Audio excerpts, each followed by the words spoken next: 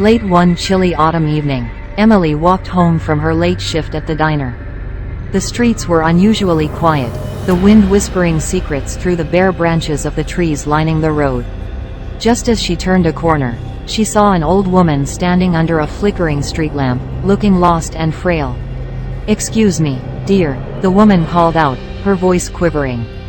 "Could you help me? I seem to have lost my way home." Emily's heart softened. The woman looked so vulnerable, and it was getting colder by the minute. "Of course, ma'am," she replied, stepping closer. "Where do you live?" The old woman gave her an address not far from there, a place Emily recognized as an old, somewhat dilapidated house she often passed by. Emily offered her arm, and the woman gratefully accepted. They walked together, the old woman making small talk about the weather and her younger days. When they reached the house, the woman invited Emily inside for a cup of tea as a token of gratitude. Emily hesitated but decided to accept, not wanting to seem rude. The interior of the house was much like its exterior, aged and worn, with an unsettling air of neglect. The woman led her into the kitchen, where she prepared a pot of tea with surprising swiftness. "Thank you so much for helping an old woman like me," she said, handing Emily a steaming cup. Emily smiled and took a sip. The tea was strangely bitter, but she didn't want to offend her host. Moments later, she felt her eyelids grow heavy and the room began to spin.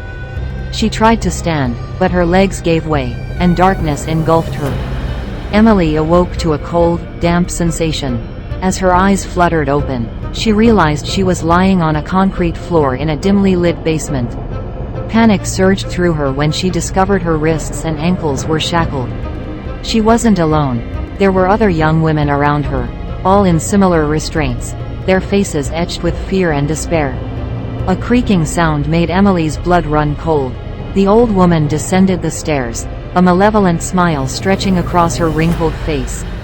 "Ah, my dear, you're awake. Good," she crooned. "Now, the fun begins." She gestured to a corner of the basement where piles of wooden boards and tools were stacked. "You will each build your own coffin," she instructed, her voice dripping with sickening sweetness.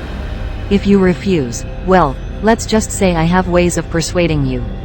Emily's heart pounded as she looked at the grim materials.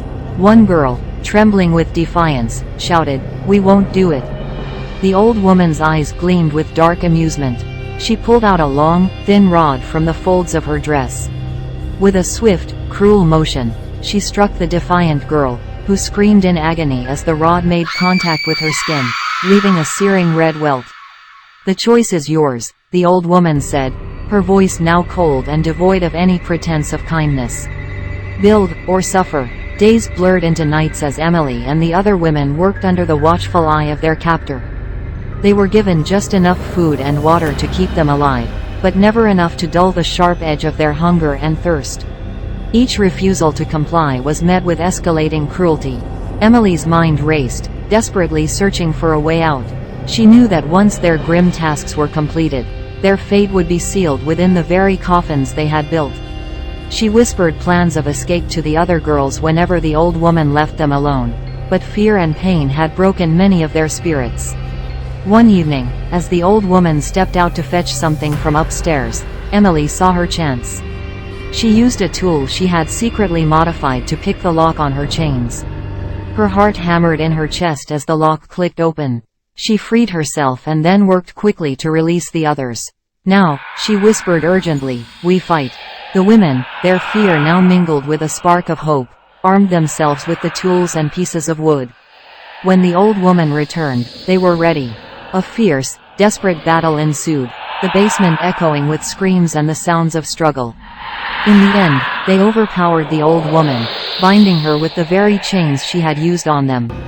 With a final, united effort, they escaped the house and ran to the nearest police station, their bodies bruised but their spirits unbroken.